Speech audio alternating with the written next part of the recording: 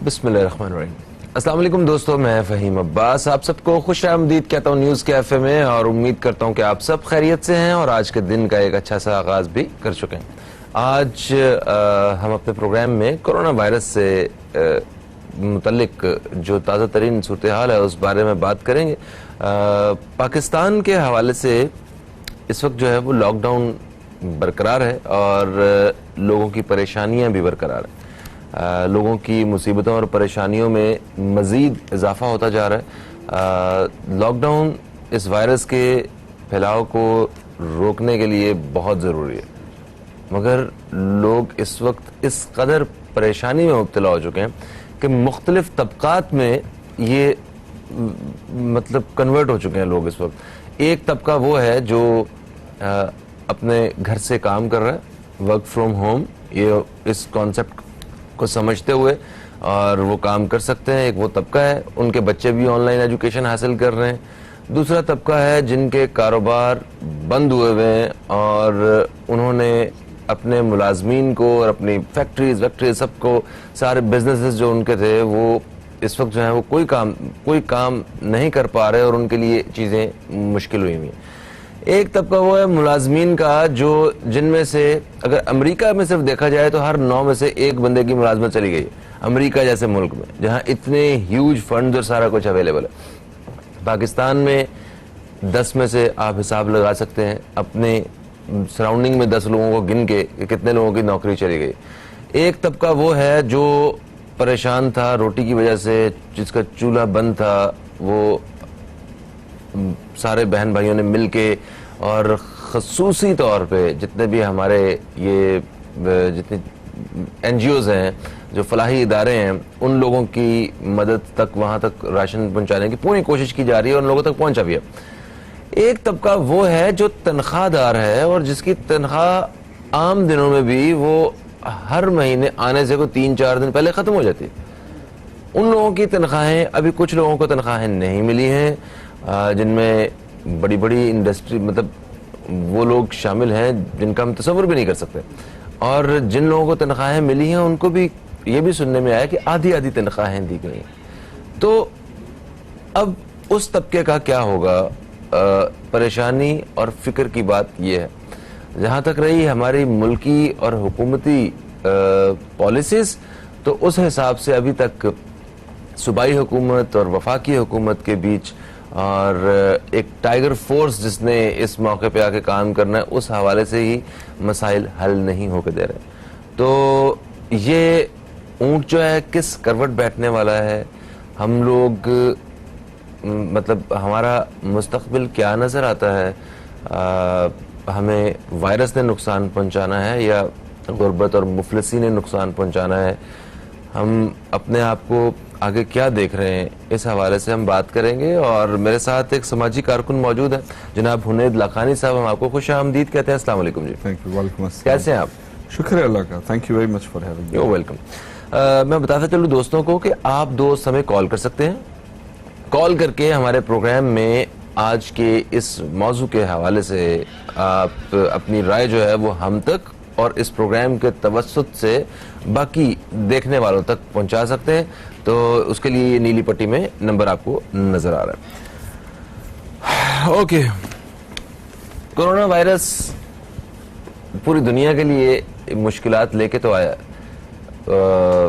पाकिस्तान में ये कुछ अलग किस्म की मुश्किलात मतलब हमें देखने को मिल रही हैं। लॉकडाउन, देखा देखी और एक जो पूरी दुनिया इससे निमटने के लिए जो तरीकाकार पे काम कर रही थी, हमने भी उसी पे ही काम किया। कि लॉकडाउन हो रहा है हर जगह, लॉकडाउन कर दो। अब वो हो गया। क्या आपको लगता है कि ये बड़ी ऑनेस्टी के साथ पब्लिक, हमारे ये सारे इदारे, इवन हमारे हुक्मरान एक उसी ऑनेस्टी के साथ लॉकडाउन पे अमल कर रहे हैं और उसके असल रूह को समझते हैं? फ़हीम, बहुत अच्छा क्वेश्चन किया आपने। और चंद दिनों से मैं भी यही सोच रहा था, काफ़ी लोगों से डिस्कशन, अब ज़्यादातर लोग ये कह रहे हैं कि कोरोना से क्या हुआ है दुनिया में और हमने क्या किया है। सो एक कंप्लीट डिफरेंट कल्चर जो है वो सामने आ रहा है। लोग घरों पे बैठ गए हैं, बाहर स्ट्रीट्स पे डिफरेंट माहौल है, मिलने जुलने का माहौल अलग हो गया है। लेकिन जो रियासत का काम था, जो हुकूमत ने करना था, देखिए लॉकडाउन जो है ये कोई पिल नहीं है कि इससे कोरोना ठीक हो जाएगा, ये कोई वैक्सीन नहीं है, ये कोई दवाई नहीं है। लॉकडाउन के पीछे एक पूरी साइंस है कि आपने लॉकडाउन करके दूसरे काम करने हैं और उन कामों से आपने इस वबा को जो चलती रहेगी सारा साल वो क्या होते हैं वो काम है, बंद कर दिया, ताले लगा दिए, सब रोक दे भाई, सब अपने अपने घरों में रुक जाए। अब इसके पीछे वजह क्या होती है, क्या कौन कौन सा? जब आप सबको रोक दिया है, सब घरों में बैठ गए, तो आपने फैलने से इसको बचाया और फिर आपने अपने हॉस्पिटल्स को इंक्रीज करना है, बेड्स इंक्रीज करने, उस पे रेस्पिरेटर्स, उस पे वेंटिलेटर्स आपने इंक्रीज करने। तमाम मुल्कों ने वेंटिलेटर्स बनाना शुरू कर दिए। जो $7,000 का वेंटिलेटर था वो $25,000 का हो गया। सो जिन लोगों ने रेस्पिरेटर्स बनाने थे, जिन लोगों को ट्रेनिंग करनी थी किस तरीके से पेशेंट को जो है डील करना है, किस तरीके से पेशेंट को हॉस्पिटल लेके जाना है, जो पैरामेडिक्स हैं उन्होंने किस तरह ट्रीट करना है, जो पैरामेडिक्स का लिबास है वो बनाना शुरू करना है, आपने मास्क बनाना शुरू करने, ना कि बिलियंस ऑफ डॉलर्स की इंपोर्ट शुरू कर दें। आप बाहर से मास्क भी मंगा लो 1-2 हज़ार रुपए का, बाहर से वेंटिलेटर्स भी मंगा लो 25-25 लाख रुपए के, बाहर से जो है वो कपड़े पीपीज भी बना लो 20-20 हज़ार रुपए। दिस द टाइम कि आप अपनी नेशन को प्रिपेयर करें। प्लस सर मैं यहाँ पे एक चीज मैं आपकी बात को बढ़ाते हुए ये ऐड करना चाहूंगा कि मैं एक दफा पहले भी प्रोग्राम में जिक्र किया कि चेक रिपब्लिक में उन्होंने 3 दिन के अंदर उनकी आबादी जो भी है 1 करोड़ 2 करोड़, उसमें उन्होंने मास्क बांट दिए। अब इतने मास्क तो किसी के पास भी नहीं होते, मतलब किसी मुल्क में भी अब हर शहरी के लिए मास्क तो नहीं रखा होता, वो सिर्फ मेडिकल यूज के लिए, सर्जिकल मतलब यूज के लिए मास्क वगैरह लोग इस्तेमाल करते हैं। उन्होंने जितने लोग स्टिचिंग का काम जानते थे उन सब ने घर में बैठ के जो है वो जो उसके लिए इनफ कपड़ा था वो बना के, मास्क बना के पूरे मुल्क में तकसीम के 3 दिन के अंदर एक शहरी ने मास्क बांधा हुआ था। आज हम लोग सारी बातें अपनी जगह, आज भी आपको बगैर मास्क के लोग नजर आते हैं और मास्क के हवाले से भी जितनी गफलत बरत रहे हैं वो भी कोरोना वायरस को रोकने के लिए नाकाफी है। जबकि जितने दर्जी हमारे माशरे में और किसी के माशरे में नहीं होंगे। जी हाँ, तो हर आदमी खुद डिजाइनर है, कपड़े खुद बनाता है। मास्क बनाना जो है किसी ने सिखाया ही नहीं लोगों को किस तरह बनाना है और किस तरह आप घर में प्रिपेयर कर सकते हैं। नहीं समझा, प्रायोरिटी भी नहीं समझा। प्लस मास्क तो एक चीज है ना, जिस तरह गवर्नमेंट ने इसको मैनेज किया है यूएस में भी और चाइना में भी, उसमें बाकायदा लोगों को उन्होंने सिस्टम के अंदर लिया है, बिग डेटा में लिया है, उनकी फेशियल रिकग्निशंस हो गई हैं, उनके टेलीफोन्स के साथ उनकी मूवमेंट जो है वो मैनेज हो गई है। उनको पता है कि वो किस कलर में डिवाइडेड है। अगर वो ग्रीन कलर है तो वो गाड़ी भी चला सकते हैं, जहाज की टिकट भी खरीद सकते हैं। अगर वो रेड कलर है तो वो घर से भी नहीं निकल सकते। ब्लू कलर है तो शायद वो गाड़ी चला सकते हैं लेकिन हाईवे पे नहीं जा सकते और जहाज में नहीं जा सकते। सो वन शुड नो कि किसका किससे कांटेक्ट हुआ है। अब वो वाली एप्स, वो वाला बिग डेटा का मैनेजमेंट जो है वो पाकिस्तान ने किया ही नहीं। और ये काम जिस वक्त लॉकडाउन होता है उसके साथ साथ शुरू होता है, कि इतना मुश्किल नहीं है। तो अभी तक इस पर कोई प्रॉपर काम शुरू किया गया है? मैं आपकी राय शामिल करना चाहूंगा। मैं आपसे माजरत चाहता हूँ, एक वक्फे की आवाज मेरे कान में पड़ रही है और वक्फा ले लेते हैं इससे पहले कि ये ऐसे इश्यू है ना, वक्फे जाना पड़ सकता है। एक वक्फे के बाद दोस्तों आपसे दोबारा मुलाकात हो रही है, इसी हवाले से बात करते हैं। और सॉरी आपकी कॉल्स हम नहीं ले सके, वक्फे से वापस आते हैं तो आपकी कॉल्स भी शामिल करते हैं। कहीं मत जाइए, अब तक देखते रहिए न्यूज़ कैफे, देखते रहिए।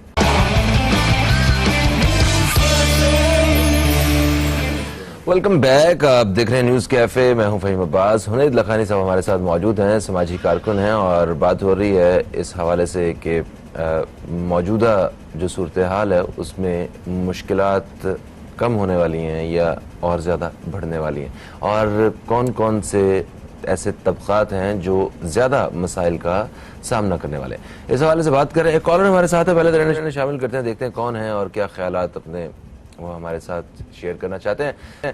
अस्सलाम वालेकुम जी, कौन है हमारे साथ? अस्सलाम वालेकुम फहीम, शिहाद अर्ज कर रहा हूँ। वालेकुम सलाम शिहाद साहब, मैं बिल्कुल ठीक हूँ, आप कैसे हैं? ठीक हैं, अल्लाह के शुक्र। आपके मेहमान को भी सलाम। वालेकुम अस्सलाम। पहली बात तो ये मैं अर्ज करूंगा कि ये वबा है, ये कोई अल्लाह पाक की तरफ से कि वो है। अब जब हमने एक स्लोगन लिया कि कोरोना से लड़ना है, देखिए लफ्ज जो है ना, ये जब अल्लाह पाक की तरफ से कोई चीज आती है, अगर आप उसको एंटी लफ्ज इस्तेमाल करेंगे, ये मेरे साले ने मुझे सीखी कि भाई कहो अल्लाह से डरना है, कोरोना से बचना है। जब आप इस तरह के लफ्ज इस्तेमाल करेंगे, अल्लाह पाक को जलाल है, तो आप ये समझे वबा अल्लाह की तरफ से आई है, तो हमें एक तो दुरुस्ती ये करने की कोशिश करनी चाहिए। दूसरी ये बात कि आपने सही कहा कि जो मैंने, आप यकीन करें 3 हफ्तों से मुख्तलिफ चैनल पे भी बोल रहा हूँ कि भाई शनाख्ती कार्ड बैंक में मॉर्गेज करा लो, उसे 10,000 रुपए या 15,000 रुपए की लिमिट कर दो 1 महीने के लिए, या 20,000 कि वो अपना शनाख्ती कार्ड जाके मॉर्गेज करे किसी भी बैंक में, किसी भी पोस्ट ऑफिस में 1 महीने के लिए, और 15 से 20,000 रुपए ले जाए। इसमें पता क्या होगा, सफेद पोस्ट लोग जो हैं, जो बेचारे, देखिए एक तो आप मांगने वाले रोडों पे मिल रहे हैं, एक जो बेचारे वाकई गरीब है आप ढूंढ ढांड के दे रहे हैं, एक जैसा अब आप सोचिए कि अगर मुझ जैसा भी जाए चुपचाप अपना बैंक में जाके शनाख्ती कार्ड रखवा देगा 1 महीने के लिए और लोन ले लेगा 1 महीने, क्योंकि इसलिए कि वो आदमी अपना पर्दादारी भी रखेगा और बैंक उसका सिर्फ खुफिया तौर पे ओरिजिनल शनाख्ती कार्ड मॉर्गेज कर ले और पैसे दे दे 1 महीने के लिए उसको रख दे। क्योंकि आप यकीन करिए जितने भी लोग हैं, लेबर क्लास तो आप दिख रही होती है, लेकिन वो क्लास जो सपोज आप यहाँ जॉब कर रहे हैं, जो सपोज मेरे यहाँ जॉब कर रहे हैं, जो वो जाए ना हम उसकी मदद कर रहे हैं ना वो किसी से हाथ फैला सकता है, तो उसके अपने NIT पे इख्तियार दे दें, ये कर दें। और दूसरा जखीरा अंदोजी जो कानून है वो पूरे पाकिस्तान में लगाएं, और जखीरा जर की भी एक वो लाएं, और वो पूरे पाकिस्तान, सिर्फ इस्लामाबाद में जखीरा अंदोज नहीं है, पूरे पाकिस्तान में। इस पे जरा रोशनी डलवाने प्लीज। बहुत शुक्रिया जी, बहुत शुक्रिया। ये इन्होंने बिल्कुल सही बात की, और वक्फे में भी हम तकरीबन ऐसी ही बात कर रहे थे कि जो सफेद पोश लोग हैं, एक तो वो लोग हैं जिन लोगों को राशन पहुंच गया और वो ले लिया उन लोगों ने, और वो अगर नहीं उनके पास खाना तो वो घर से बाहर आके बैठ के बच्चों को लेके कि भाई हमें राशन दें, जिसमें कुछ जो है वो पेशावर लोग भी थे, मगर खैर उन सब लोगों तक पहुंच गया। अब मैं अपने इदारे में देखता हूँ, यहाँ पे जहाँ हम काम करते हैं, एक बंदा है, मतलब इस तरह के फॉर्मेट को देखते हैं हम, एक बंदा जिसकी तनख्वाह है 12-14 हजार रुपया, जो स्वीपर, ठीक है, उसको राशन पहुंचा दिया गया, पहुंचे काम। मिनिमम वेज हुकूमत का 17,000 है, चले 12-14 हजार में 5,000 में लोग इधर काम कर रहे हैं हमारे भी दो, तब भी लोग काम कर रहे हैं। और कई ऐसे इदारे हैं जहाँ पे तनख्वाहें भी नहीं दी गई महीनों। जी हाँ, जी हाँ। अब देखें कि एक बंदा जिसकी 25,000 तनख्वाह है, ठीक है, या 30,000 तनख्वाह है, जिसने घर का किराया भी देना है, बच्चों के उसने बिल्स भी, बच्चों के उसने फीसेस वगैरह भी देनी है, और उसके पास टोटल जो है, उसके बाद उसकी बाइक है और कुछ नहीं है, पुरानी सी बाइक, ये उसका टोटल असासा है। अब उसे 2 महीने से तनख्वाह नहीं मिली है और आगे उसे काम पे जाने की उसे इजाजत नहीं है, या मतलब सब कुछ बंद करे घर बैठा हुआ है वो। अब उसे बाहर से जो आने वाली मदद है वो कितनी है, 1,500 रुपए का राशन, 2,000 का राशन, 2,500 रुपए का डिब्बा बॉक्स बैग एक, या ज्यादातर तो 1,000 रुपए वाला राशन बांट रहे हैं। अब मुझे बताएं, उससे 1,000, 1,200, 1,500, 2,000 रुपए के खाने से, उसे एक बैग से उसका कितना गुजारा होने वाला और उसकी कितनी मदद होने वाली। हम लोग क्या समय उसकी मदद होगी, ये हम लोग मिलकर भी ऐसे लोगों की मदद नहीं कर सकते। उसके घर का किराया, बच्चों की फीस, बिजली का बिल, गैस का बिल, उसका मतलब जो जहनी तौर पर परेशान हो रहा है, पता नहीं किस अजियत में बेचारे जिंदगी गुजार रहे हैं। अब उन सफेद पोश लोगों का क्या करेंगे, वो जाके लाइन, वो सही कह रहे हैं कि हम लोग लाइन ना खड़े। उन्होंने बड़ी कॉमन सेंस की बात की है कि अगर करना चाहे, नियत हो हेल्प करने की ना, तो तरीके हजार हैं, और ना करना चाहे और सियासत करना चाहे तो फिर भी बहाने हजार हैं। तो होता यही है हमारे यहाँ, हर चीज के अंदर सियासत आ जाती है, हर चीज के अंदर जो है लोग कहते हैं कि नहीं इसके अंदर मैं पॉइंट स्कोरिंग कर लूं, हर चीज के अंदर लोग कहते हैं कि जी इसके अंदर जो है मैं उसको नीचा दिखा दूं, अपनी पार्टी को बेहतर दिखा दूं, या अपने लोगों को, अपने करीब के लोगों को जो चापलूसी कर रहे होते हैं चारों तरफ बड़े बड़े लीडरों के, उन लोगों का काम आ जाऊं, ये वक्त है इनके काम आ जाऊं, बाकियों की खैर है खुद देख लेंगे। तो यही होता है।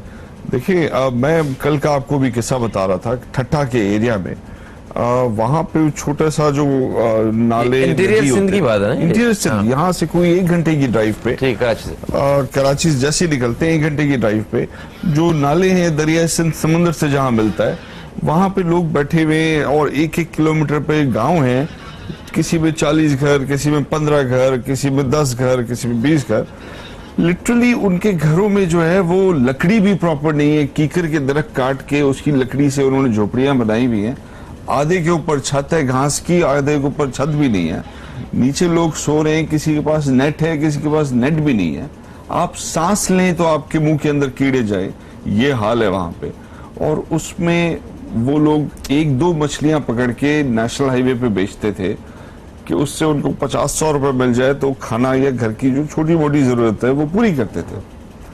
ये कोई 15 दिन से, जब से ये लॉकडाउन शुरू हुआ है तब से 1 रुपया उनके घर पे नहीं है। किचन का मैंने हाल रिकॉर्ड भी किया है, सोशल मीडिया पे भी डाला है।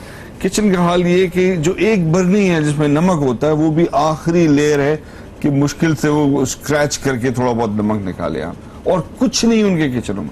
1 नहीं 2 नहीं, जिस गांव में 10 घर है 10 घर का ये हाल है, जिस गांव में 40 घर है उस गांव में 40 घर का ये हाल है। तो उन तक कोई मदद नहीं पहुंची? देखिए फहीम, ये एक एरिया है जहां मैं गया, इस तरह के हजारों गांव हैं सिंध में, पूरे गांव। भाई एक गांव में 5 घर हैं, 5 के 5 अंधे रहते हैं। क्या जी? उनका मेल न्यूट्रिशन की वजह से उनके हाल ये हो गया है कि उनके अब आजा काम करना छोड़ दिए, उनके बच्चों के आजा पैदा गलत हो रहे हैं वो लोग। सो हम कैसे जवाब देंगे अल्लाह को? अल्लाह का अगर आजाब है तो इन जुल्मों की वजह से जो हमने इस दुनिया पे ढाए हुए हैं, अपनी कौम पे ढाए हुए हैं, अपने तो ये आस-पास अजाब हमने जिन ढाए लोगों हुए ने हैं। देखें जो जुल्म कर रहे हैं उन लोगों पे भी तो अजाब आना चाहिए। सवाल तो ये भी खड़ा होता है उस बेचारे इन गरीब लोगों के ऊपर अल्लाह का अजाब देखिए क्यों ये है? तो सब पे आ रहा है, और ये तो जब अजाब आता है तो पूरी कौम, उसमें नेक भी और वो भी सब बर्बाद होते हैं एक साथ। आप देखिए ना क्या हाल किया सीरिया के अंदर, क्या हाल किया इंडिया के अंदर। चलें वो सब छोड़ दें, हम अपने आसपास अपने गरीबों का क्या हाल कर रहे हैं। सर कॉलर हमारे साथ है, शामिल करते हैं। अस्सलाम वालेकुम जी, कौन है हमारे साथ? Hello hello. Okay, line drop हो गई, दोबारा कॉल कर सकते हैं। कॉल करने के लिए हमारा नंबर जो है नीली पट्टी में आपको नजर आ जाएगा। इंडिया की आप बात कर रहे हैं। मेरी 2 रोज पहले एक जानने वाले से इंडिया में बात हुई। वो आगरा में रहते हैं भाई। तो मैंने उनसे पूछा, मैंने कहा क्या सूरत हाल है भाई? कहते लॉकडाउन बड़ा सख्त है। मैं अभी वो एक मतलब मुल्क से बाहर था, एक इवेंट करके मैं वापस आया हूँ, तो मुझे यहाँ पे उन्होंने घर से बाहर टेस्ट मेरे किए, नेगेटिव आए हैं, और उन्होंने घर के अंदर मुझे बंद करने का वो ऑर्डर दिया हुआ है। तो मैंने कहा तो बाहर नहीं निकलता? कहता है कैसे निकलो? बाहर निकलता हूँ। उन्होंने वो ट्रैक करते हैं, वो ट्रैक कर रहे हैं, और मुझे फौरन फोन आया था कि आप वापस चल जाए, मैं अपने एरिया से भी बाहर नहीं निकल सकता, अपने 4 दीवारी से। ओके, नहीं कि बाहर निकलते लोगों को डंडे मार रहे हैं। ओके, तो लोग अपना कैसे गुजर बसर कर रहे हैं, खाने पीने की चीजें और सारी। उन्होंने कहा कि सिर्फ आगरा में 1000 के करीब ऐसी टीम्स जो हैं वो उन्होंने बनाई हुई हैं, जो साथ हेल्पलाइन नंबर बनाए हुए हैं। आप फोन करते हैं और फौरन एक बंदा जाता है, आपको जो चीज चाहिए, खाने पीने की चीज चाहिए, वो खाने पीने की चीज या कोई भी चीज आप तक डिलीवर होती है। और अगर आपके पास पैसे नहीं है तो उसके लिए एक अलग हेल्पलाइन बनी हुई है। आप वहां फोन करते हैं, वही टीम जो है आपको बगैर पैसों के हुकूमत के खाते में जो है आपको सारा कुछ लाकर दे रही है। ये इंडिया जैसा मुल्क, उसकी ये हिकमत अमली है। तो हम अमेरिका के साथ तो कंपेयर नहीं कर सकते, मगर इस तरह कुछ इस तरह के गरीब मुल्कों के साथ तो कंपेयर कर ही सकते हैं अपने आप को। ब्रेक है जी, ब्रेक के बाद वापस आपकी खिदमत में हाजिर होते हैं। कहीं मत जाइए, अब तक देखते रहिए न्यूज़ कैफे, देखते रहिए। अच्छा भाई देखें, ये जो हालत है ये हमने डिस्कस की कि जो एक गरीब आदमी है उसके साथ क्या हो रहा है, जो एक सफ़ेद पोश आदमी है उसके साथ क्या हो रहा है, मिडिल क्लास जो है वो भी इस वक्त जो है वो अच्छा खासा मुतासिर हो रहा है। हुकूमत को इस वक्त हंगामी तौर पे क्या करना चाहिए? देर तो हो चुकी, 1 महीने से ज्यादा वक्त गुजर चुका है, लोगों वो पानी जो है ना वो नाक से ऊपर जाना शुरू हो गया। आप ये बताएं कि हुकूमत को हंगामी तौर पे क्या करना चाहिए कि किसी तरह इन हालात से आने वाले दिनों में लड़ाई की जा सके? कॉमन सेंस इस्तेमाल करनी चाहिए, हुकूमत को या लोगों को? सबको। ओके, कॉमन सेंस हुकूमत को भी करनी चाहिए। बिकॉज करना क्या है इसका, देखिए वबा आ गई है। मैंने, आपने, हमारे जितने आसपास लोग हैं, सब ने इस बीमारी की एंटीबॉडी अपनी बॉडी में प्रिपेयर करनी है। इसकी वैक्सीन नहीं है। सो आपको भी इन्फेक्शन होना है, आज नहीं कल होना है, मुझे भी होना है, आज नहीं कल नहीं परसों होना है। हमने स्पाइक रोक दी कि भाई अचानक से बहुत ज्यादा रश हॉस्पिटल्स में ना आ जाए, क्योंकि हम मैनेज नहीं कर सकते। अब इस स्पाइक रोक के लॉकडाउन में क्या हमने अपने को प्रिपेयर कर लिया? मैंने और आपने अपने आप को प्रिपेयर कर लिया, बिजनेसेस ने, अपनी दुकानदारों ने अपनी दुकानों को प्रिपेयर कर लिया। जिस तरह आपने कहा कि जो बेरोजगारी है, जो गुर्बत है, वो इतनी ज्यादा हो गई है, तो वो खत्म हुकूमत कैसे करेगी? वो हुकूमत खत्म सिर्फ इन बिजनेसमैनों के कंधों पे कर सकती है। हुकूमत तो नौकरी नहीं दे सकती सबको, हुकूमत तो कारोबार नहीं चला सकती। इनके अगर कंधों पे होना है तो इनको सर पे उठाना होगा। जो आदमी कारोबार स्टार्ट कर रहा है उसको हेल्प करनी होगी। जो आदमी आज मुश्किल में है उसको एक बार राशन दे दिया आपने, 2 बार दे देंगे। खाली ये दाल और आटे से तो मसला हल नहीं है। सो आपको उसको कारोबार पे दोबारा लाना है और कारोबारी को ही अपने आप को प्रिपेयर करना है। ये तो जान का मसला है ना। हर आदमी अपनी जान की हिफाजत करने के लिए सीख लेगा बहुत जल्दी, और हर आदमी हर लेवल पे इसको डिसेंट्रलाइज करके आपने मॉनिटर करना होगा। सो अगर मेरी दुकान परचून की है तो मुझे खुद मैनेज करना होगा कि मेरा एक आदमी के पीछे दूसरा आदमी कितने डिस्टेंस से खड़ा होता है, और वो चीजें। अच्छा, उसके लिए मेरा ख्याल है हुकूमत को नजर रखनी पड़ेगी, एक तरह ऊपर शेयर की नजर रखनी पड़ेगी। कहने का मतलब ये है कि ये तो जान का हमारा अपना मसला है, हम खुद ही रख लेंगे। हाँ, लेकिन कारोबारी को इस वक्त सर पे उठाना बहुत जरूरी है। बिजनेसमैन के मसाइल हल करने, लेवल प्लेइंग फील्ड करनी है, ताकि हमारा मुल्क आगे निकल सके, गुर्बत खत्म हो सके। सही सर, गुर्बत असल मसला है। बिल्कुल सही। और आपका कहना है कि वो सिर्फ जब तक जो कारोबारी तबका है, जब तक इन लोगों के साथ जो है वो बैठ के बात ना की जाए, जिन्होंने नौकरियां फराहम करनी है, जिन्होंने रोजगार फराहम करने हैं, इन लोगों को सहूलियात मुयसर करके इतना बढ़ाया जाए कि वो अपने 10 मुलाजमों में से 4 निकाले नहीं, बल्कि 10 के साथ जो है ना 5 और रखें। ठीक है, तो उनको कारोबार वसी करने का मौका मिले, जिससे एंड तक जो है वो फल मिले लोगों को। सर, एक कॉलर हमारे साथ है, इन्हें शामिल करते हैं। अस्सलाम वालेकुम जी, कौन है हमारे साथ? हेलो जी, अस्सलाम वालेकुम जी। वालेकुम सलाम जी, कौन है हमारे साथ? जी, अस्सलाम वालेकुम सर। वालेकुम सलाम जी, कौन है हमारे साथ? सर, मैं मोहम्मद एहसन फैंसाब फैसलाबाद से। फैसलाबाद से मोहम्मद एहसन साहब, की हाल है? ठीक ठाक हो? जी सर, अल्लाह की रहमत सर। क्या कहेंगे?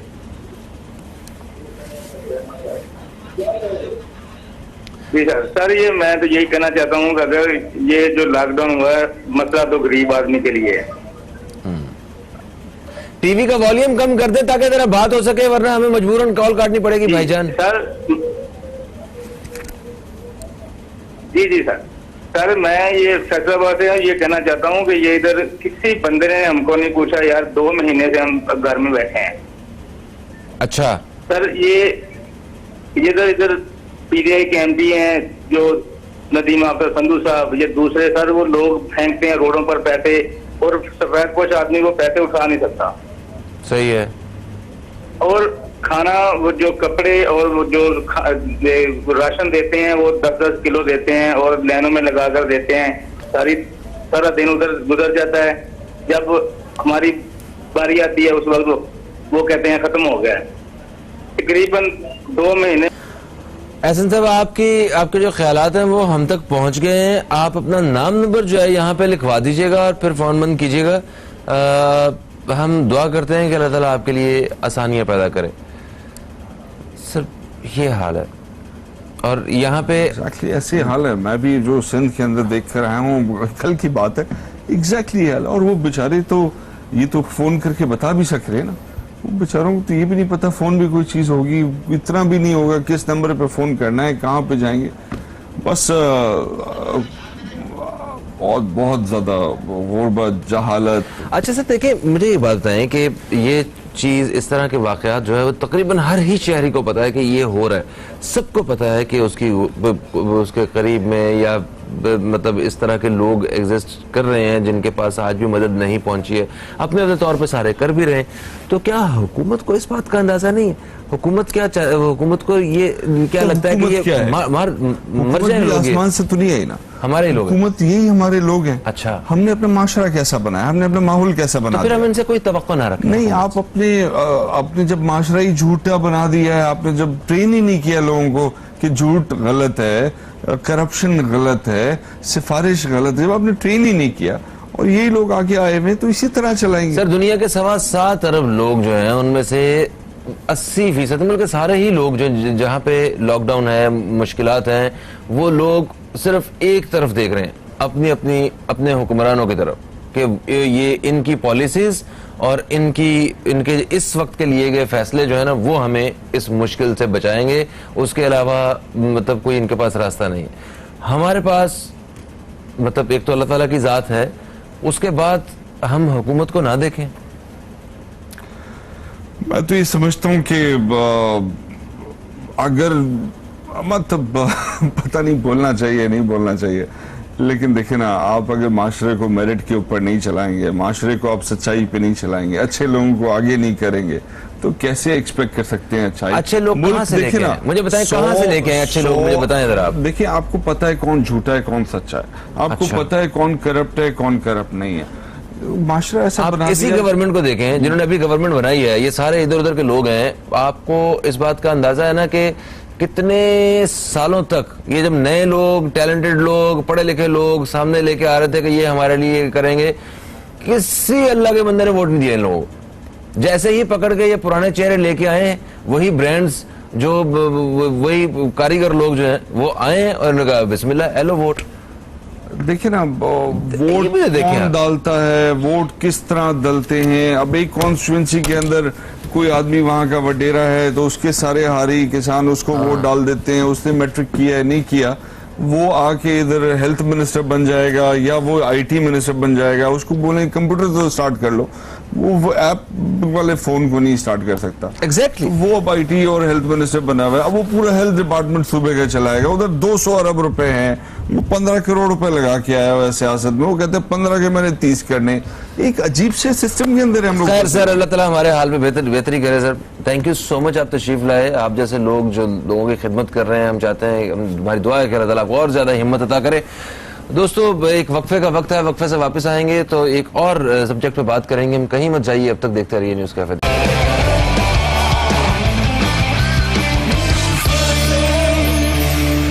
वेलकम बैक, आप देख रहे हैं न्यूज़ कैफे। मैं हूं फहीम अब्बास। प्रोग्राम के दूसरे हिस्से में हम दाखिल हो चुके हैं, जहां पे हम एक नहायत ही अहम मौजू पे बात करेंगे जिसका ताल्लुक है पाकिस्तान की मईशत से।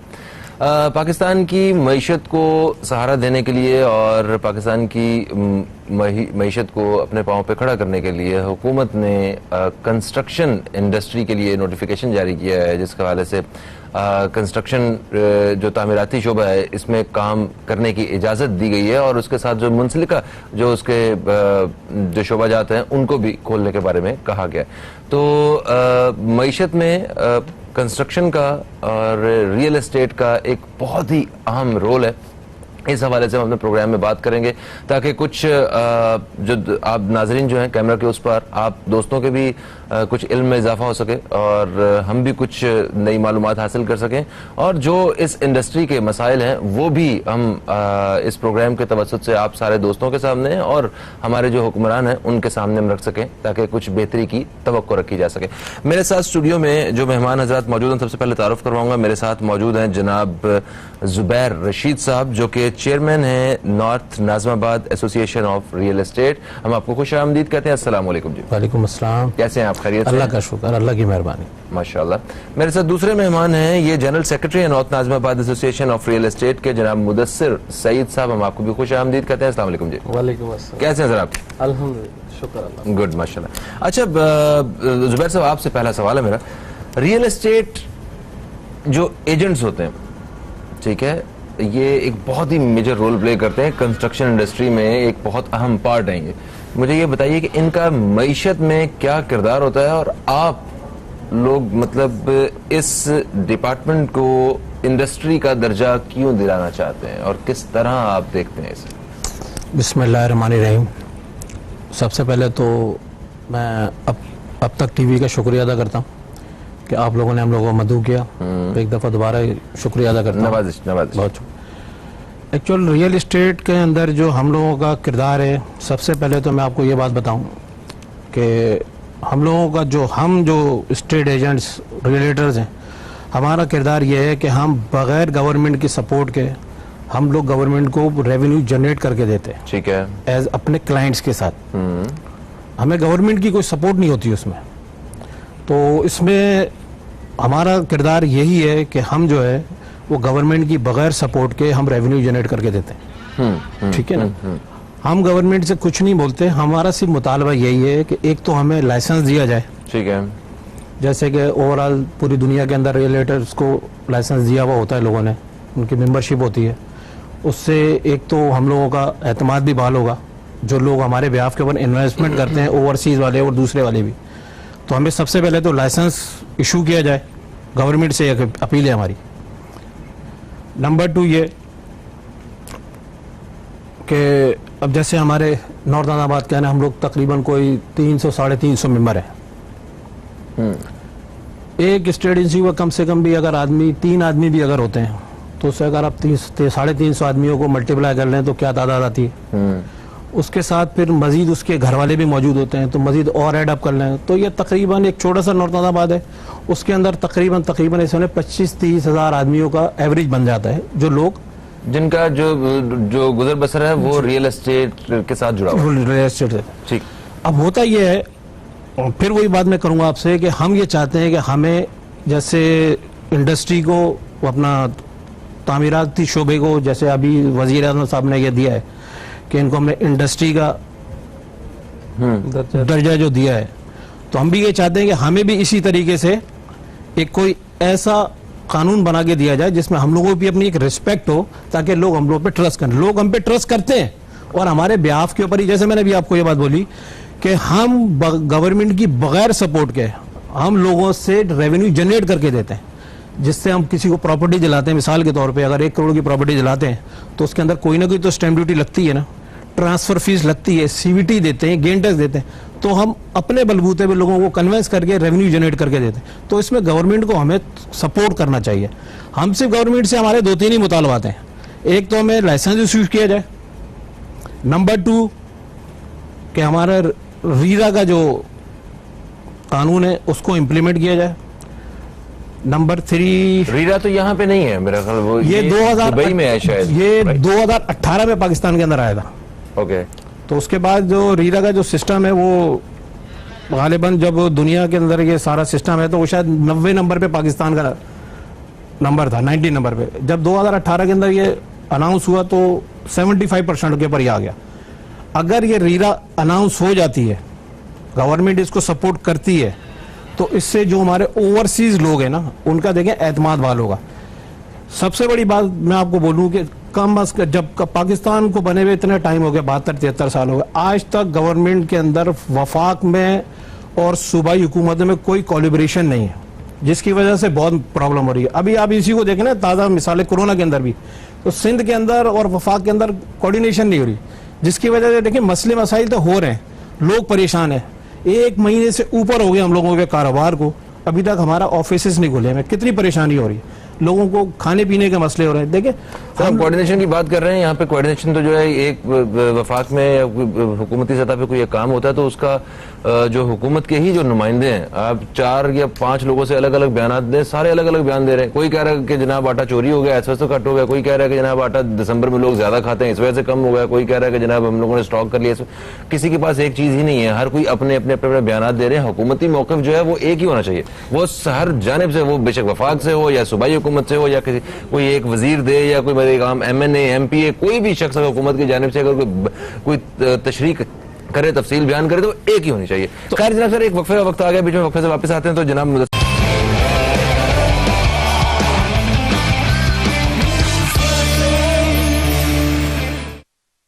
वेलकम बैक, आप देख रहे हैं न्यूज कैफे, मैं हूं फहीम अब्बास और आज हम बात कर रहे हैं कि रियल एस्टेट का जो शोबा है ये मुल्की मईशत पे किस तरह असरअंदाज होता है, इस हवाले से बात हो रही है। और मेरे साथ स्टूडियो में जुबैर रशीद साहब मौजूद हैं और मुदस्सिर सईद साहब मौजूद हैं। हमारे दोनों मेहमानों का ताल्लुक है north Nazimabad association of real estate से। वक्फे से पहले बात हो रही थी जुबैर साहब से, अभी हम बात करेंगे मुदस्सिर साहब से। मुदस्सिर साहब, मुझे ये बताइए कि जो रिलीफ तामीराती शोबे को मिला है, आप इस सारी पिक्चर को कैसे देखते हैं?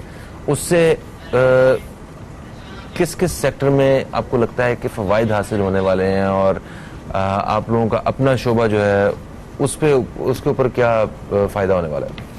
बिस्मिल्लाहिर्रहमानिर्रहीम। सबसे पहले तो मैं ये कहना चाहूँगा कि इस वक्त जो हालात मुल्की तौर पर हमारे चल रहे हैं इस कोरोना वबा के बाइस, उसको देखते हुए भी जो वज़ीर आज़म साहब ने और हुकूमत वक्त ने जो फ़ैसला किया है, इसको हम बहुत इस पे हम खराज तहसीन पेश करते हैं कि इस वक्त ये हमारे मुल्क की बहुत शिद्दत से ज़रूरत थी कि किसी भी सेक्टर को ऐसा पैगाम दिया जाए या ऐसा फेवर दिया जाए जिससे हमारा पूरा मुल्क उठ जाए।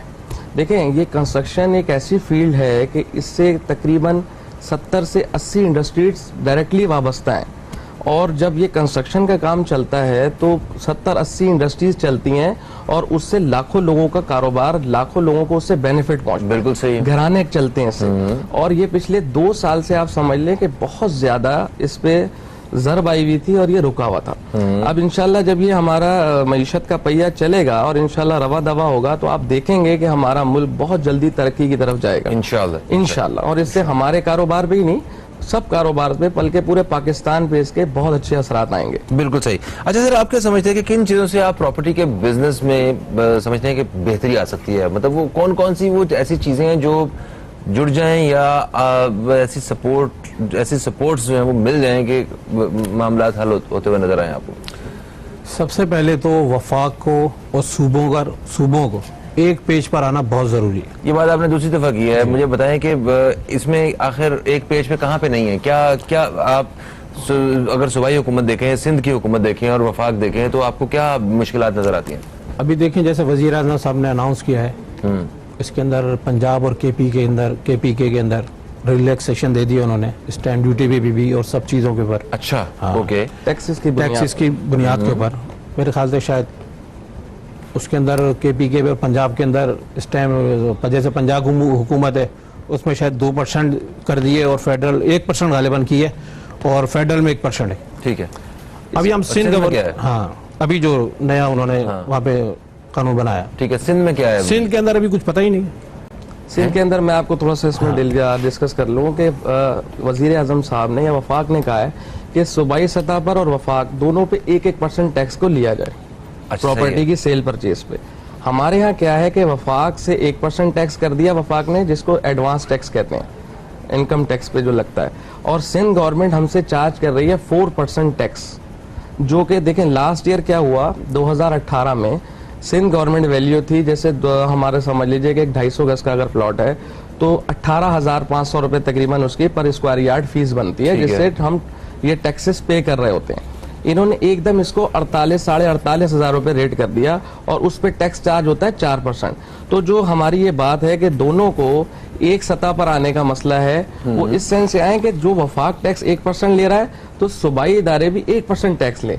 इससे हमारे प्रॉपर्टी के बिजनेस को बहुत फायदा होगा और हमारे काम को रवा दवा तरीके से चलेगा, यानी आम आदमी प्रॉपर्टी खरीदने में इजी फील करेगा और काम अच्छे तरीके से आगे बढ़ेगा। सही बिल्कुल सही। सर, एक छोटा सा वक्फा फिर से आन पहुंचा है, वक्फे के बाद आते हैं तो फिर हम ये बात करना चाहेंगे कि ये जो सुप्रीम कोर्ट ने जो कमर्शियल कन्वर्जन है प्लॉट्स की, ये बंद की हुई है ना, रेजिडेंशियल प्लॉट्स जो है कमर्शियल हो रहे थे उन एरियाज में जो है, इसको बंद होना चाहिए, शुरू होना चाहिए? इससे लोगों को, हुकूमत को, मईशत को कोई फर्क पड़ सकता है? इससे कोई बेहतरी आ सकती है? इस बारे में बात करना चाहता हूँ। छोटा सा वक्फा है, वक्फे के बाद दोस्तों आपसे दोबारा मुलाकात होती है। कहीं मत जाइए, अब तक देखते रहिए न्यूज़ कैफे, देखते रहिए।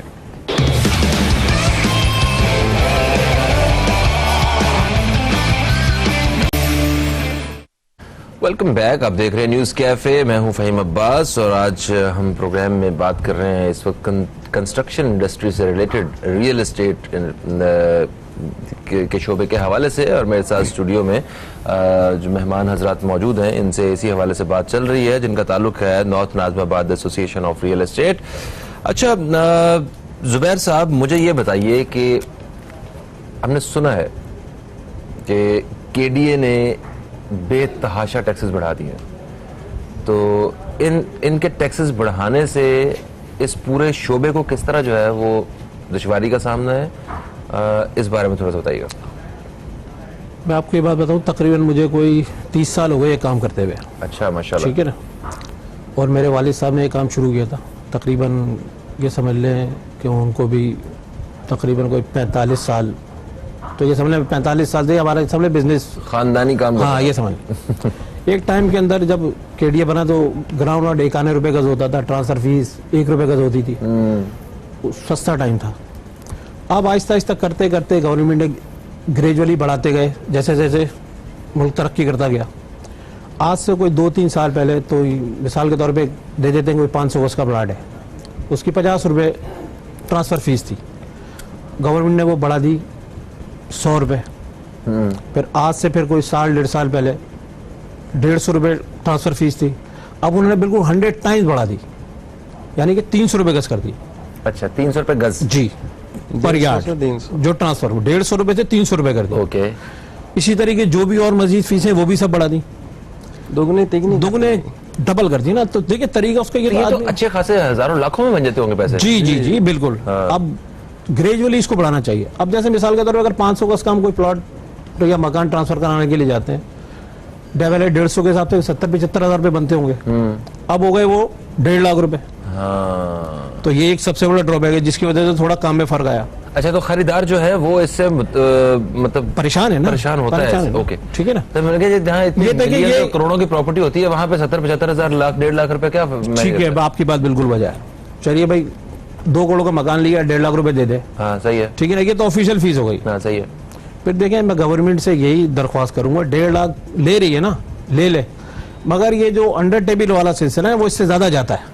अच्छा नहीं, एक मिनट, हाँ। क्या इसके साथ साथ रिश्वत और दूसरे मामला भी सब चल रहे थे? जी जी, वो तो बिल्कुल भरपूर चल रहा है, क्या समझे। और ये भी सिर्फ ट्रांसफर फीस ही नहीं है, ये और भी देखिए मैं बता दूं, लेते हैं। देखिए ट्रांसफर फीस 1.5 लाख रुपए मिसाल के तौर पे, इससे ज्यादा तो वो अंडर टेबल चला जाता है।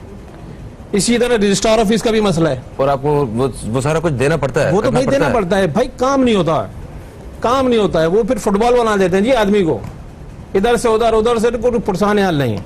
अगर किसी की कंप्लेन करो तो बोलते जी कर दो, कोई किसी का आदमी है, कोई किसी का आदमी है, तो उस कैसे सिस्टम सही होगा। इसी तरह रजिस्ट्रार ऑफिस का भी मसला है।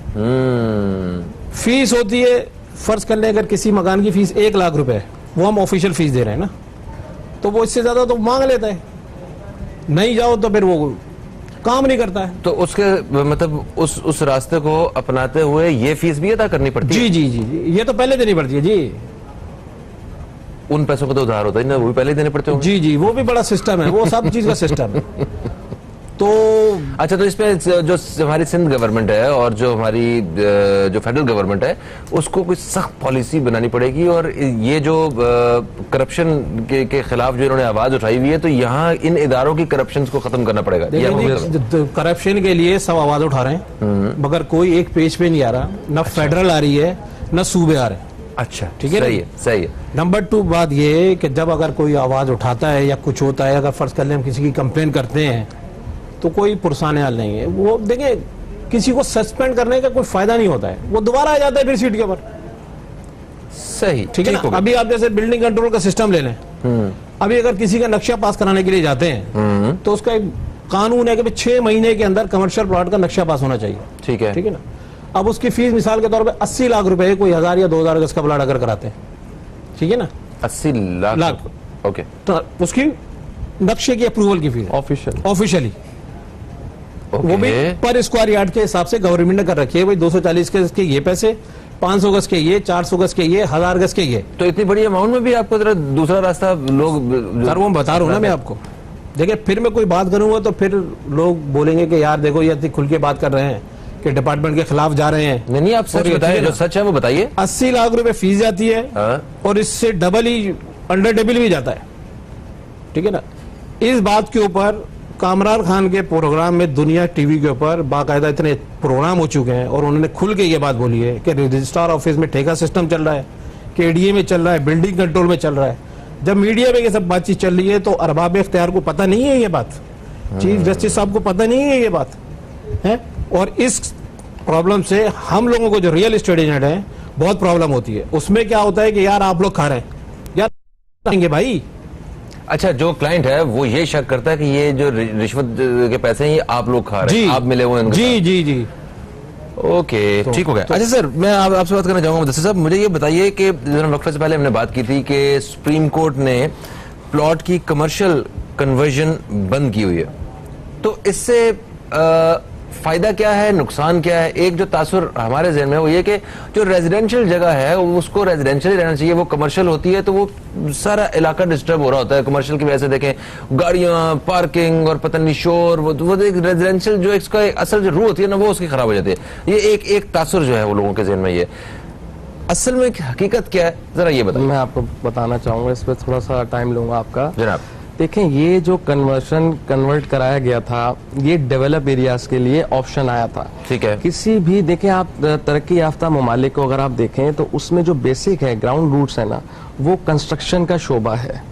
और जब एरिया आपका 50 साल 60 साल पुराना हो जाता है, देखें कराची के जो MPGO या मास्टर प्लान में हमारा सिस्टम बना था, उसमें जितने भी पुराने एरियाज हैं ना, उसमें 200-200 फीट रोड्स हैं, 300-300 फीट मेन रोड्स बनी हुई हैं, जिसके ऊपर कमर्शियल एक्टिविटी चल रही है और पहले से ही। वक्त की जरूरत को देखते हुए और बढ़ती हुई आबादी को देखते हुए डेवलप एरियाज में ये चीजें होती हैं और ममालिक में भी होती हैं। 2003-4 के अंदर ये बाकायदा तौर पर कमर्शियल डिक्लेयर की गई रोडें, 26 रोडें तकरीबन कराची की कमर्शियल की गई थी। अच्छा, उस पे होता क्या है कि जब आप कोई कमर्शियल डिक्लेयर करते हैं चीज, इंफ्रास्ट्रक्चर पे आपको खास तौर पर नजर देनी पड़ती है। ठीक है। इंफ्रास्ट्रक्चर आपको बहुत अच्छा करना पड़ता है, तब जाके आप एक तरक्की याफ्ता ममालिक की टक्कर पे जाके खड़े होते हैं। ठीक है। अब जब आपने ये कर दिया और 15 साल ये सिलसिला चलता रहा, लोगों ने अपने तमाम इन्वेस्टमेंट इसमें की, बिल्डर्स ने खूब इसके अंदर प्लॉट परचेज किए, आम आदमी ने इसमें फ्लैट बुक कराए, शॉप्स लिए, सब कुछ किया।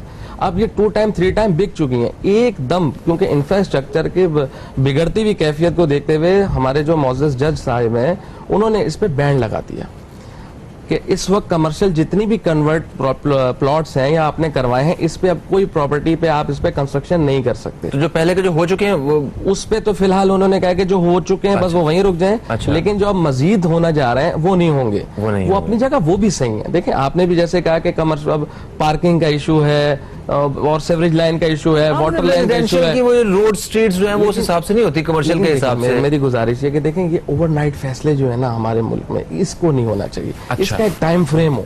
देखें, ये अरबों रुपए की प्रॉपर्टीज हैं, रोड पे जो प्लॉट्स आ रहे हैं लोगों ने परचेज किया हुआ है। लेकिन होता क्या है कि एक आदमी ने अब एक प्लॉट लिया, 4 पार्टनर है, उन्होंने कोई मिसाल के तौर पे 1 एकड़ का प्लॉट ले लिया।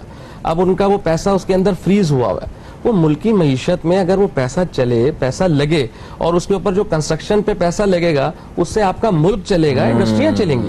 फिर क्या होगा कि जो लोग परचेज करेंगे उनका बेनिफिट। फिर इसमें देखें, हमारा बिजनेस जो है ना, being a real estate agent, हमें इसमें बेनिफिट होता है। हम अपने क्लाइंट को इसमें फ्लैट्स दिलाते हैं, शॉप्स दिलाते हैं। देखें, बिल्डर तो एक वक्त में आके इसका काम खत्म हो जाता है और चला जाता है। हम लाइफ टाइम इसको सेल कर रहे होते हैं, हम इसको लाइफ टाइम परचेज सेलिंग में लगे हुए होते हैं। इससे में फायदा। तो हमारी ये गुजारिश है सुप्रीम कोर्ट के मौजूद जज साहिबान से, ये खुदारा इस पे थोड़ी सी नजरसानी करें। देखें, ये रिलेटेड है जो हमारे पैकेज दिया ना वजीर आजम साहब ने, उससे रिलेटेड है। ठीक है। अगर ये हमें ये बेनिफिट नहीं मिलता ना, ये रोड्स नहीं खुलती, तो इस पैकेज का हमें कोई फायदा ही नहीं मिलेगा। बिल्कुल सही, यानी कि ये वो सही राइट टाइम है कि इस सिनेरियो में जो है ना थोड़ी नजरें अपनी जो लगाई जाए, ताकि देखा जाए ये मसला भी इसी के साथ ही हल किया जाए जब आप इसके ऊपर काम कर रहे हैं। पता नहीं दोबारा कितनी सदियों बाद जाके बारी आनी है दोबारा किसी डेवलप एरियाज इससे फायदा नहीं उठा सकेंगे। ठीक हो गया जनाब। अच्छा, मुझे ये बताइए अपना वैसे के जो सिंध गवर्नमेंट ने एक वैल्यूएशन चार्ट दिया हुआ है ना, उससे जो खरीदार हैं या जो प्रॉपर्टी के जो फरोख्त करने वाले हैं, उनको क्या फायदा होगा? देखिए जी, उससे आम आदमी को नुकसान है। जो वैल्यूएशन, किस वैल्यूएशन चार्ट की बात कर रहे हैं, थोड़ा सा इसको भी एक्सप्लेन करें। देखिए, आज से 2017-18 में एक मकान की वैल्यू 18,000 या 19,000 रुपए पर यार्ड बनती थी। ठीक है। फिर अभी ये 2019 के अंदर ये तो बिल्कुल ही 18,000 से 48,000 रुपए गज कर दी। तो जब उस मकान की वैल्यू 2018-19 में बनती थी 45 लाख रुपए मिसाल के तौर पे, ठीक है, आज वो बनती है 1.25 करोड़ रुपए। ओके। तो ये एक साल के अंदर ये एकदम जम कर गया। इसको ग्रेजुअली बढ़ाना चाहिए। देखिए, ये एकदम जो एक झटका लगा ना, उसकी वजह से भी प्रॉपर्टी को स्लम आया, हमारे कारोबार को भी फर्क पड़ा, गवर्नमेंट को रेवेन्यू नहीं मिल रहा उस हिसाब से। सही है, सही है। तो हमारी वजीर आला से और वजीर बल्दियात साहब से यही गुजारिश है कि जो हमारा नॉर्थ आबाद है उसको उन्होंने कैटेगरी 1 में ले लिया, जिसकी वैल्यू 48,000 रुपये बनती है। इसको बराए मेहरबानी कैटेगरी 2 में लेकर आया जाए, ताकि इसकी वैल्यूएशन कम हो, सही काम खुले, और उस पर स्टैम्प ड्यूटी जो जैसे वजीर आजम साहब ने पैकेज दिया है KPK में और पंजाब में, उसी सिस्टम में लेकर आना चाहिए। इसलिए कि एक पेज पे होंगे तो काम बहुत अच्छा चलेगा, वरना सब परेशान रहेंगे इसी तरह। सही है। सर, ये गेन टैक्स क्या होता है, इस बारे में आप बता रहे थे, थोड़ा सा बताएं। इस हवाले से भी कोई परेशानी का सामना? गेन टैक्स के लिए है कि अगर कोई आदमी प्रॉपर्टी खरीदता है तो जो भी उस पर गेन करता है उस पर टैक्स देता है। अच्छा ठीक है। अभी वजीर आजम साहब ने बहुत अच्छा पैकेज दिया हुआ है, इसमें थोड़ी सी कंफ्यूजन है। वजीर आजम साहब ने जो पैकेज दिया है वो बिल्डअप प्रॉपर्टी पे दिया है कि अगर मिसाल के तौर पे फर्ज कर लें अगर आपने कोई मकान खरीदा है तो उसके ऊपर आपको उन्होंने एक तो जो आपकी पेमेंट है वो बिल्कुल ब्लैक को व्हाइट हो रहा है, उसमें कोई पूछगछ नहीं है। अच्छा ठीक है, ये उससे रिलेटेड सही है, समझ गया। मगर इसमें वजीर आजम साहब को प्लॉट में भी देना चाहिए, उन्होंने प्लॉट में शायद नहीं दिया है ये, इसलिए कि आदमी प्लॉट लेगा बनाएगा तो कुछ करेगा ना। अच्छा सही है, अगर प्लॉट के साथ जो है ना वो 4 चीजें और ज्यादा हाँ, उससे भी और भी लोग अटैच हो जाते हैं जिनका रोजगार चलता है। बिल्कुल सही है। ठीक है। अच्छा सर एक चीज और फरमाइए। हमारी दरख्वास्त ये है कि इसको रिलीफ दिया जाए मजीद गेन टैक्स को, इसको इस जगह पे रोका ना जाए कि एक प्रॉपर्टी के लिए इसके अंदर कोई नजरसानी की जाए कि उसके अंदर 3 साल का ड्यूरेशन दिया जाए या कोई ऐसा सिस्टम बना दिया जाए कंटिन्यू में चलता रहे। और इसमें मैं एक और भी दरख्वास्त करूंगा कि जो गेन होता है उसके अंदर तो एफबीआर उसमें शायद 20% वो मांगती है।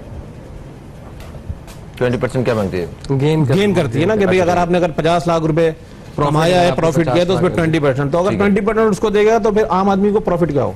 ठीक होगा सर, उसके अंदर उसको रिलैक्सेशन का कम से कम 3 या 4 या 5% करना चाहिए। बिल्कुल सही होगा sir. Thank you so much, आप तशरीफ लाए, आपका भी बेहद शुक्रिया सर, आप तशरीफ लाए। प्रोग्राम का वक्त किस तरह खत्म हो गया पता भी नहीं चला है, और हमारी हुकूमत से इल्तजा है कि ये जो मामलात हैं जिनसे एक आम आदमी का रोजगार जुड़ा हुआ है, और मतलब अगर किसी बड़े आदमी का भी अगर इसमें फायदा हो रहा है तो वो भी अपने कारोबार को बढ़ा के अपनी नौकरियां जो है वो ज्यादा से ज्यादा जनरेट करेगा, दूसरे लोगों को रोजगार मिलेगा, लोगों में खुशहाली जो है वो फैलेगी इससे। तो इस बारे में जरा संजीदगी से कानून साजी करने की जरूरत है और सबके मफादात को सामने रखते हुए जो है ना कानून साजी की जाए, ये हमारी हुकूमत से इल्तिजा है। फहीम अब्बास को, न्यूज़ कैफे टीम को दें इजाजत, आप दोस्तों से इंशाअल्लाह फिर मुलाकात होगी, तब तक के लिए खुदा हाफिज, पाकिस्तान जिंदाबाद।